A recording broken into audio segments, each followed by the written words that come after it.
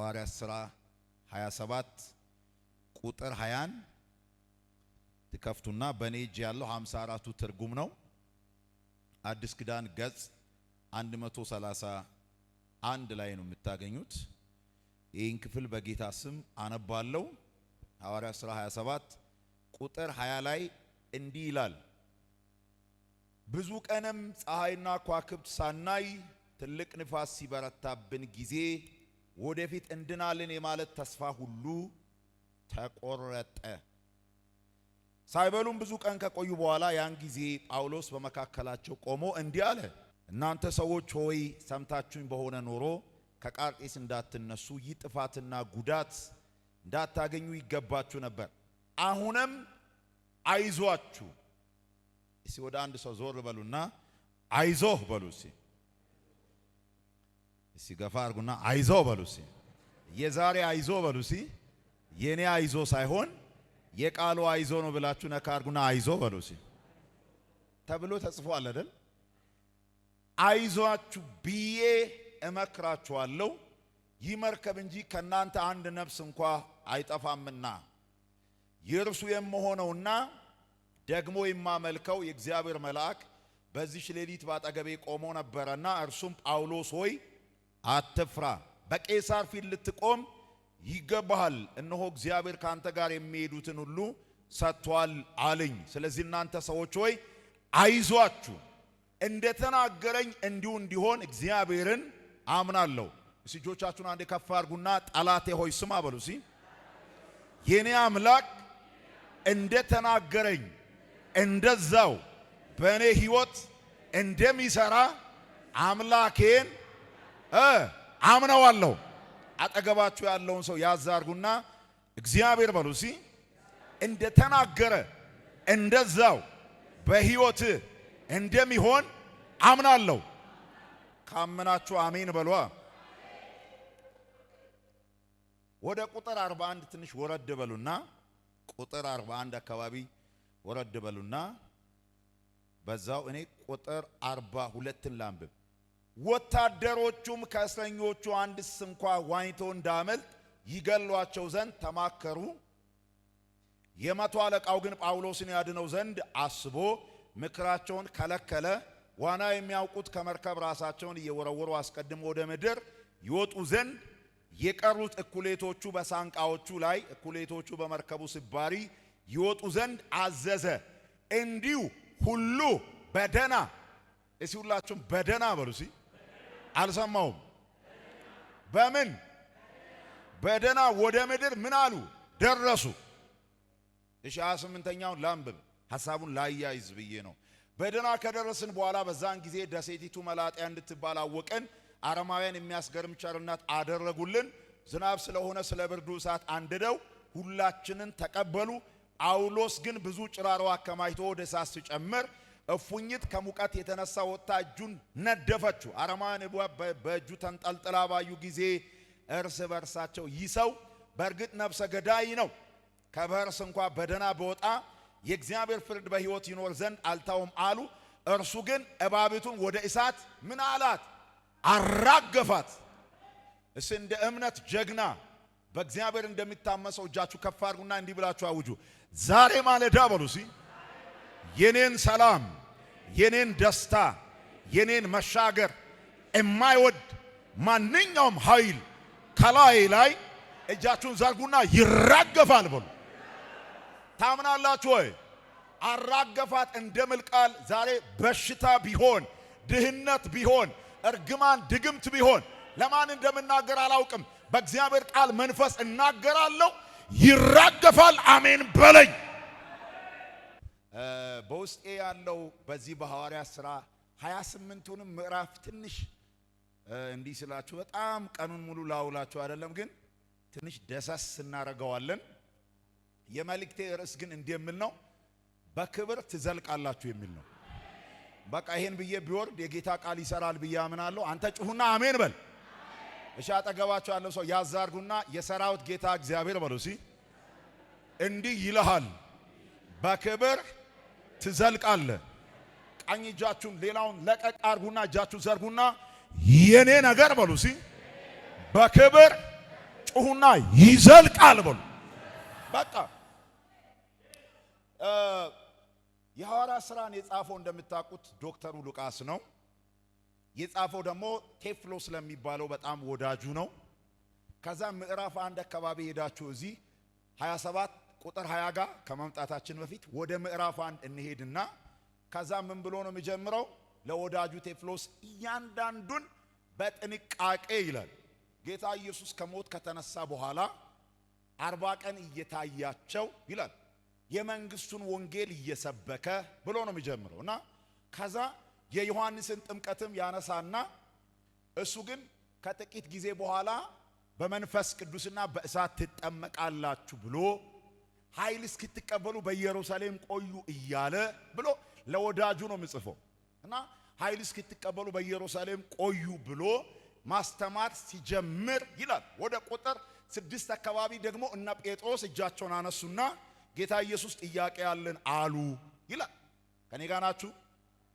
ከዛ የእስራኤልን መንግስት የምትመልሰው መች ነው ብለው ጠየቁ። ምክንያቱም በሮማውያን ቅኝ ግዛት ውስጥ ስለነበሩ እነዚህ የሮማ ኢምፓየሮች ቄሳሮች እንደ አምላክ የሚታዩበት ዘመን ላይ ስለነበረ እንደ ንጉስ ዳዊት ፍልስጤማዊውን ገሎ የእስራኤል ሕዝብ በሰላም ወጥቶ እንዲገባ እንዳደረገው አንተ ደግሞ ፕራይም ሚኒስተራችን ሆነ እኛ ደግሞ ሚኒስተሮች መከላከያ ሚኒስተር፣ ጤና ሚኒስተር፣ ከዛ ንግድና ኢንዱስትሪ ምናምን የሚባሉ ሚኒስተሮች ሆነን ቀኛዝማች ግራዝማች ሆነን አንተ ደግሞ ፕራይም ሚኒስተር ሆነ የእስራኤልን መንግስት የምትመልስበት ቀን መች ነው የሚል ጥያቄ ሲጠይቁ ጌታ ኢየሱስ አብ በገዛ ስልጣን በወደደው ሰዓት እሱን ማድረግ ይችላል፣ እሱን ማወቅ ለእናንተ አልተሰጣችሁም ብሎ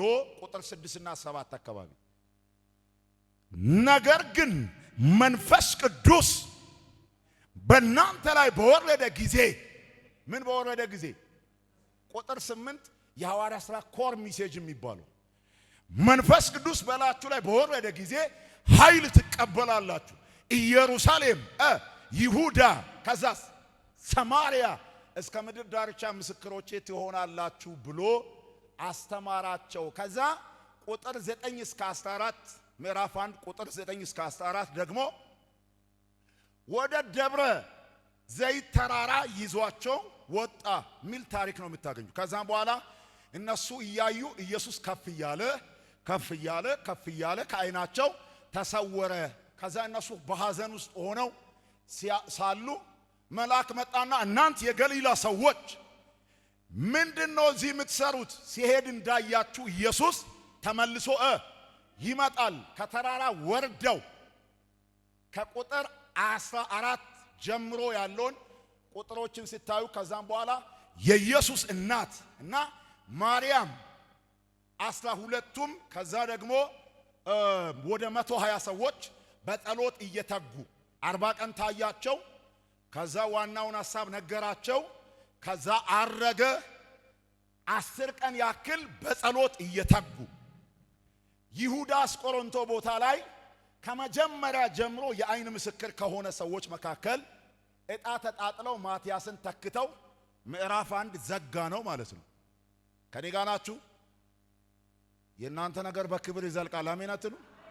እስቲ አጠገባችሁ ያለው ሰው ያዛርጉና ያንተ ነገር በሉ እስቲ በክብር እኔ ዛሬ ለዚህ ቤት መልእክቴ እሱ ነው። ምንም አይነት ፀሐይ ከዋክብት ሳይታይ ትልቅ ንፋስ ቢበረታ እነሆ ወደፊት የመዳን ተስፋ ቢቆረጥ በምንም ሁኔታ ቻሌንጅ ውስጥ ብታልፉ እኔ መልእክት አለኝ። ይህ ቤት በክብር ይዘልቃል። አሜን በለኝ። እስቲ ቀኝ እጃችሁ ወደ ላይ ከፍ አድርጉና የኛ ነገር በሉ እስቲ በክብር ምን ይላል? እጃችሁ ወደፊት ዘርጉ። ይዘልቃል።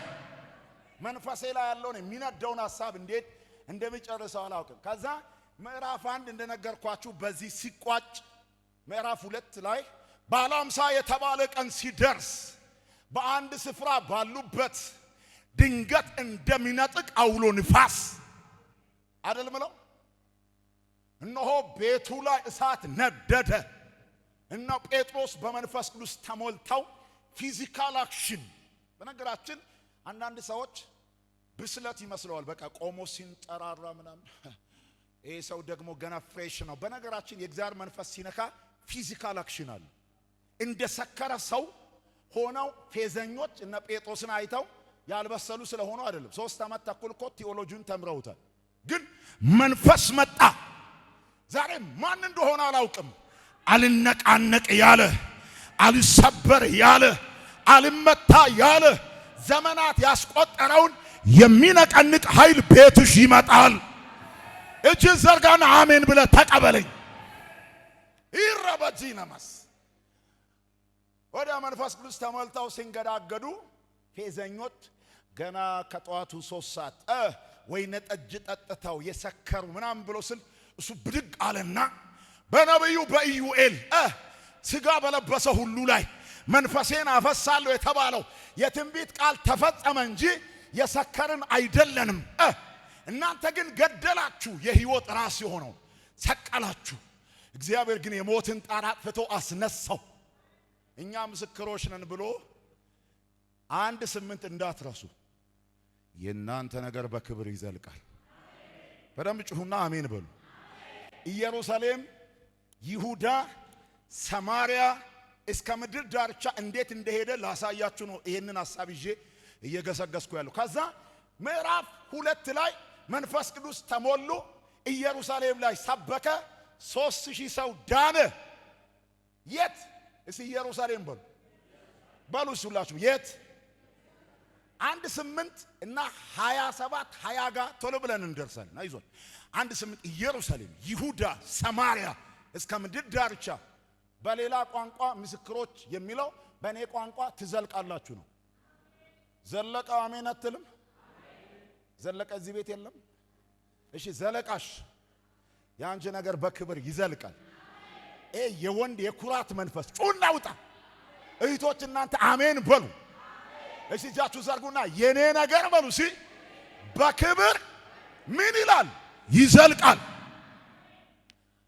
ምዕራፍ 2 ኢየሩሳሌም 3000 ሰው የዳነበት መንፈስ ቅዱስ የተሞሉበት ምዕራፍ 3 እንሂደው።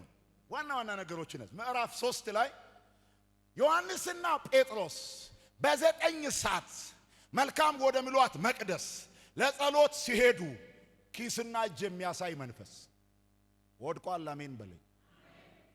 ትዘላላችሁም። ያ ሰውዬ ከ40 ዓመት በላይ ሽባ ዲናር የሚጠብቅ የሆነ ነገር የሚጠብቅ መንገድ ዳላ የተቀመጠ ጴጥሮስና ዮሐንስ ሲያልፉ እጃቸውን ሲጠባበቅ እነሱ እንዲያሉ ብርና ወርቅ የለኝም፣ ያለኝን ግን እሰጥሃለሁ፣ በኢየሱስም ተነስና። እስቲ አጠገባችሁ ያለው ሰው ያዝ አድርጉና ዛሬ ማለዳ በሉሲ ያንተን የዘመናት ጥያቄ የሚመልስ ኃይል ወደ አንተ ይመጣል። ሽባ የሆነ ነገር፣ ፓራላይዝድ የሆነ ነገርን የስሙ ኃይል በሉሲ ዛሬ ያስነሳዋል። አንድ አማኝ ካለው ጮሆ አሜን ይበል። ብርና ወርቅ የለኝም፣ ያለኝን እሰጥሃለሁ፣ በኢየሱስም ተነስና። 3000 ሰው የዳነው ኢየሩሳሌም፣ መንፈስ ቅዱስ የተሞሉበት ኢየሩሳሌም፣ ከ40 ዓመት በላይ ሽባ የነበረው የተፈወሰው ኢየሩሳሌም፣ በቤተ መቅደስ አካባቢ ጽማቸውን ባስረዘሙ ሰፈር ድንጋጤ የፈጠረበት ታሪክ ጉድ ነው። ልንደብቀው የማንችል ታምር በእነዚህ ኦርዲናሪ በሆኑ ሰዎች ሰው እጅ እግዚአብሔር ሰርቷል ብለው ደነገጡ ፈሪሳውያን። ዝተው ምዕራፍ 3 ከሰውየው ፈውስ ጋር ተያይዞ ምዕራፍ 4ን ጭምር ሲታዩ ሐዋርያቱ ላይ ዛቻ ብጤ ነገር አድርገው ወይኒ ቤት ሲያስገቡ እነሱ ደግሞ ወጥተው ድል አስለምዶኛል አላተነማሽ እና ደስ ያለው ይዘምር አይልም ቃሉ። አንተ ጩሁና አሜን በል። ከዛ እነሱ ምዕራፍ 4 ወደ ቁጥር 24 አካባቢ ሄዳችሁ ሲታነቡ ከዛቻው በኋላ ሰብሰብ ብለው ሲጸሉ ምድር ሼክ አረጋ አይደል ምለው። ዛሬ ከኔ ጋር ናችሁ ወይ? የእግዚአብሔር ቃል እንደሚሰራ ታምናላችሁ ወይ? ማንኛውም ነገር ድህነት በለው አለመሳካት በለው ራእይ ላይ የተጫነ በለው ነብዩ ቅድም ተናግሯል። ግዙፍ ድንጋይ ቢሆን እግዚአብሔር ዛሬ ይነቀንቀዋል። እስቲ ቀኝ እጃችሁ ዘርጉና የኔ ነገር በክብር ይዘልቃል። ሃሌሉያ። ተራራው አያግደው፣ የክፉ ሰዎች ምክር አያግደው። ማን እንደሆነ አላቅም። የአምላኬ መንፈስ የሚያስወነጭፈው አንድ ሰው አለ። ቀኛችሁ ዘርጉና የኔ ነገር በክብር ምን ይላል? ዛቻ፣ የሰውየው መፈወስ፣ የ3000 ሰው መዳን፣ የመንፈስ ቅዱስ ሙላት እስከ 4 5ኛው ምዕራፍ ላይ ከዛ ከማናንሼ መንፈስ የተጠናወተባቸው ባልና ሚስት ነበሩ። እኛስ ከማናንዘን አይሰራም። አንዴ አሜን በሉ። ምን እያልክ ነው? ሐሳቡን እንድትይዙ ነው። አንዳንድ ነገር ዝም ብዬ ጣል ማድረገው። ምዕራፍ 4 መዝጊያዎቹ ላይ በሐዋርያቱ እጅ ጌታ ታምር ሲሰራ ባርናባስ የተባለው የመጽናናቱ ልጅ ጳውሎስን ያሳደገው መንፈሳዊ አባቱ መሬቱን ሽጦ ከሐዋርያት ጋር ሲተባበር ምዕራፍ 5 ላይ አናንያና ሰጲራ የተባሉ እኛስ ምን ችግር አለው መሬታችን ሽጠን ለወንጌል አገልግሎት ሰጥተን ከነሱ ጋር እንዴት አንተባበርም ብለው ከተስማሙ በኋላ መሬቱን ከሸጡ በኋላ አብደን ነው። በነገራችን ለእግዚአብሔር ሥራ ቃል ገብታችሁ ቃላችሁን የምታጥፉ ሰዎች አንዴ ካፋችሁ ቃል አውጥታችኋል፣ መርገም እንዳይሆንባችሁ። ሰላም ነው። ቃል መግባት ኢትዮጵያዊ ችግር የለውም። አፈጻጸም ጋር የሚሰራ መንፈስ አናቱ ተወግቷል። አሜን በሉ። ቤት ሄዳችሁን አሜን የምትሉ እሺ አንዴ አሜን በሉ። ኢየሱስ ግን ሰላም ነው። ግን እዚህ ቤት እሺ ለጌታ ክብር አጨብጭቡ። ሃሌሉያ። ከዛ የአናንያ የሰጲራ የባልና ሚስት ታሪክ ታውቃላችሁ። ተስማምተው ግማሹ ቀንሰው የገቡትን ቃል አፍርሰው ጴጥሮስ ጋር ባልየው ገንዘብ ይዞ ሲመጣ ጴጥሮስ ለዚህ ናይል ገንዘብ ነው መሬት የሸጣችሁ ብሎ ሲል አዎ ብሎ ካደ።